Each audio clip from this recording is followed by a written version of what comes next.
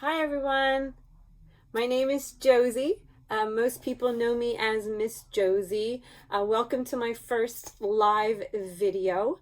For those who don't know me, I am an artist, a professional face painter, and I'm also a museum and art educator. Art has always been the central focus in my life. It's always been a place where I could escape and kind of go into my own little world, but nothing gives me more pleasure than sharing my art with others. So during this time, I really missed sharing that art with the children and the different families.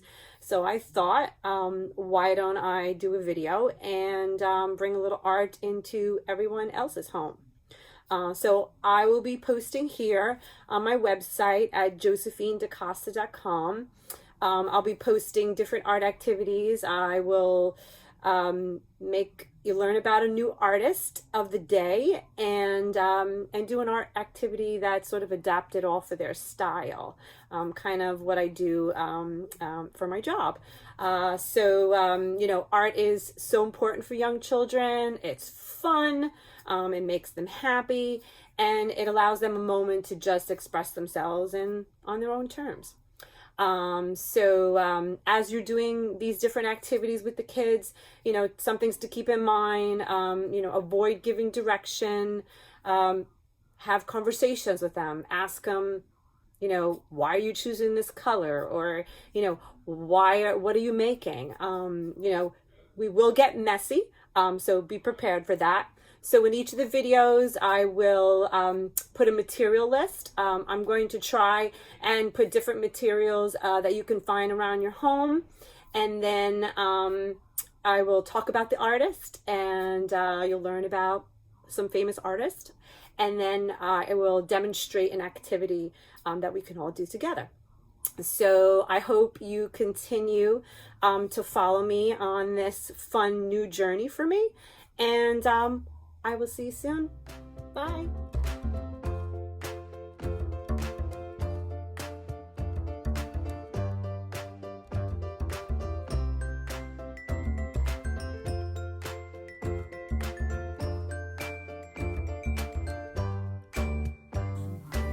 Our first episode of Art with Josie. Today we will learn about the famous artist Jackson Pollock, who is nicknamed Action Jackson for his very unique style of painting that no one had seen before.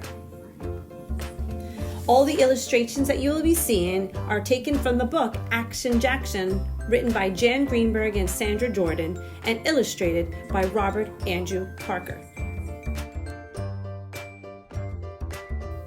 Jackson Pollock was born in 1912 in Cody, Wyoming. As a young boy, he traveled all around the West Coast with his mom and brother. They went from Wyoming to Arizona to California and eventually settling in New York City. In New York, he joined an art school where he would work along other artists of the time. He even volunteered with a group of experimental artists that would make crazy art using things such as spray paint and paint cans as their mediums. While he was in New York City, he met a female Russian artist named Lee Krasner, who he later married. After marrying Lee, he moved out of New York City to a farm in Springs, Long Island, where he would create most of his famous paintings. It was a calm place where him and his wife could cook, garden, build things, and were out in nature. He had his favorite dogs, Jip and Ahab, as his trusted companions with him as he would walk through nature. And he would take long walks to the beach shores close to his home and sit and watch the seagulls and take in his surroundings.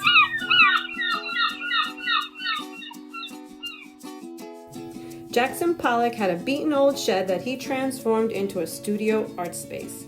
It had all types of tools, machines, and everything he needed to do his painting. He took out a large canvas, bigger the better. Now some artists would start by putting a canvas on an easel, but not Pollock. He'd like to paint right on the floor. To start his masterpiece, he would take random house paint cans, and he would already know what he wanted to create. He would start and dip into the can of syrupy paint, and slowly He would circle the canvas, stepping around the edges, pouring paint as he goes. He moves his whole body to make the painting, layer after layer, color after color. He continues to go, not touching the canvas ever. I control the flow, and with that there is no beginning or end. Jackson Pollock said he felt closer to the art. He wanted to be part of the painting, to be able to work all four sides like he remembered out west, seeing the Native Americans making their sand art, being inside there on the floor. He listened to the beautiful jazz music as he painted. Each stroke moved to the rhythm of the tune. Jackson used all types of painting tools, old hardened brushes, sticks. He was not even concerned if something fell into his paintings. He moved like a dancer, dripping, swirling, flinging his paint. It was about expressing his feelings. The painting has a life of its own. And this is the piece he made, called Lavender Mist. Here are some other Jackson Pollock artworks for you to see. His art style was given the name Abstract Expressionism. That means art that is made with lines, shapes, and colors that express emotions such as happy, sad, mad. What is your reaction seeing Jackson Pollock's work? Does it make you happy? Does it make you angry? Does it make you sad or confused? I hope you learned a lot about Jackson Pollock today, and we will now make our own action painting in the style of Jackson Pollock. So go get your materials, and I will see you soon. Thank you. Hello everyone. Well, we're just about ready to start our art activity today. We're going to do our Jackson artwork inspired by Jackson Pollock, who we just learned about. So I'm going to go over some of the materials. I hope you've got a chance to get all your materials that you needed from the beginning of this video. So I'll kind of go over everything, and then we'll get right into doing our activity.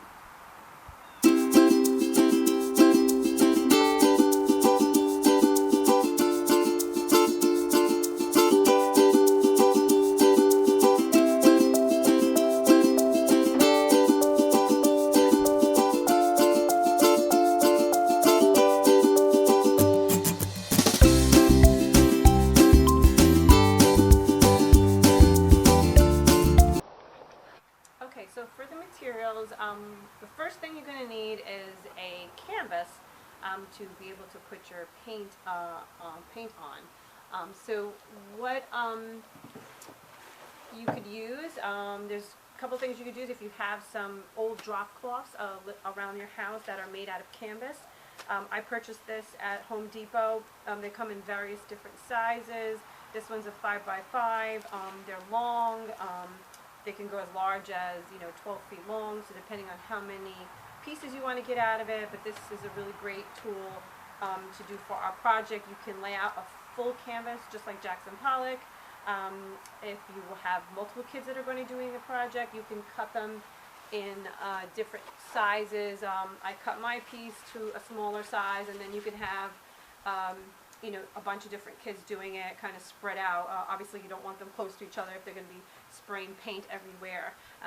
And what I do, if I want to be able to frame it later, I try to cut it to the size of a frame that you can purchase at like Michael's or at a frame shop. So if you want to be able to frame it and not have to cut it, so try to cut it to the size. Otherwise, just cut it any size you need. You could also just do it if you have any canvases, pre-made canvases that you can purchase. A lot of times there's sales on these. You can do any size, where it's just already mounted and everything, and you can already hang it up right onto your wall. So you do have the options for, but I like the drop cloths. They range anywhere from $5 to $10. So that's what you'll need for your painting. As far as your tools, as I suggested in the material list, to go on a little bit of a nature scavenger hunt, Jackson Pollock used all types of different materials for his artwork. He used sticks, so you can have the children go around in the front of your house or in your backyard, pick up a couple of twigs and some branches that they see. I went and found some kind of cool things that I found in my yard. Also go into your home and find some various tools that you can use. Maybe ones that you don't care that get a little ruined. I found like an old whisk. There's like a baster. you know, some chopsticks and a skewer, different things that the kids can kind of explore how the paint splashes on the canvas. And of course, brushes. If they're old, dried up brushes, that's even better. So you want to grab some of your tools that you're going to need. Of course, then you're going to need your paints. You can use all kinds of different paints. I just kind of went around my house and picked up paints that I had laying around. You know, it could be gallon paints, acrylic paints. Try to use water-based. It'll make it easier for cleanup, of course. You know, I had all crafts paints. I have some little bottles of paints that you could use. So, you know, if you find house paint, if you want to use it, you have for around your house, in your basement. That's just like Jackson Pollock. He just kind of used whatever paints that were around his home. And then you want to put them in some containers. Some great ways if you want to be recyclable and conserve.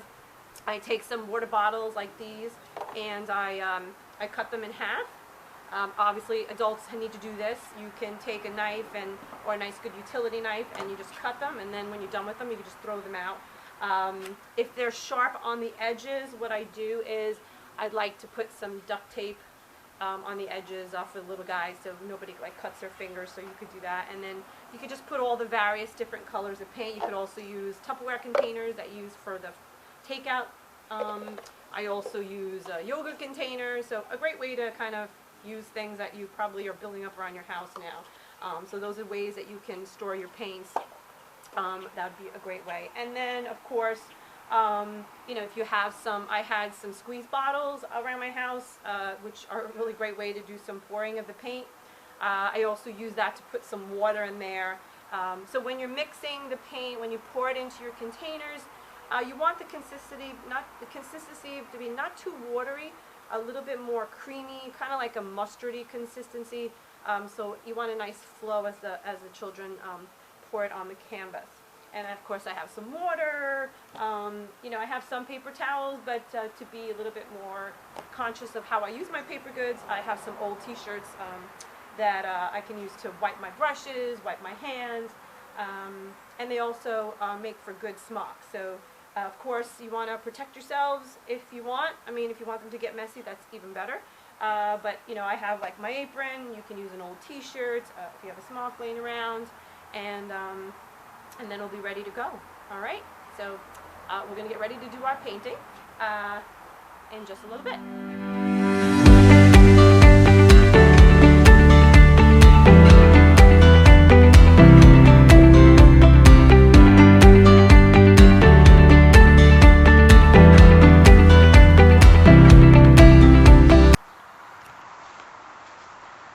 Okay, so I'm going to start experimenting. I'm going to use kind of the squeeze bottle that I have. And so you want to show them different techniques, either dripping or what it means to splash or plop, some just sort of different styles that you can play around with the kids and kind of with the wording. So you know, just kind of get the paints ready. And you know, Jackson Pollock liked to go around his painting, so you know, tell the kids, you know, don't just stay in one place, you know, kind of move around the artwork. If they want to dance, put some music on. I don't have any music right now, but you can play some music and really let them kind of go with the music and paint with it and have fun.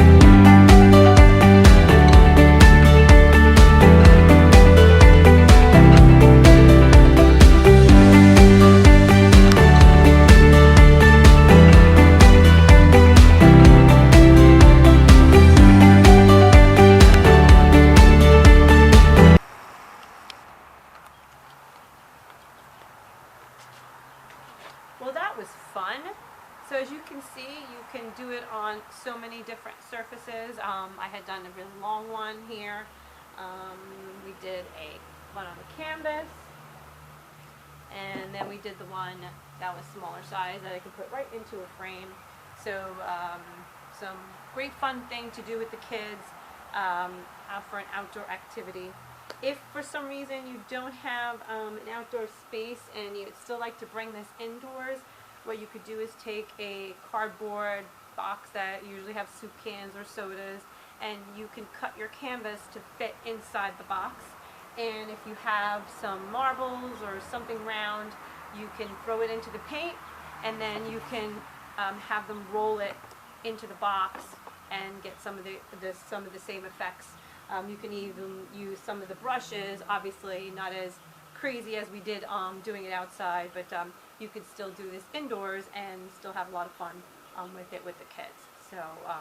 So I hope you enjoyed my art activity for Jackson Pollock, and please stay tuned for another episode coming soon. Thank you.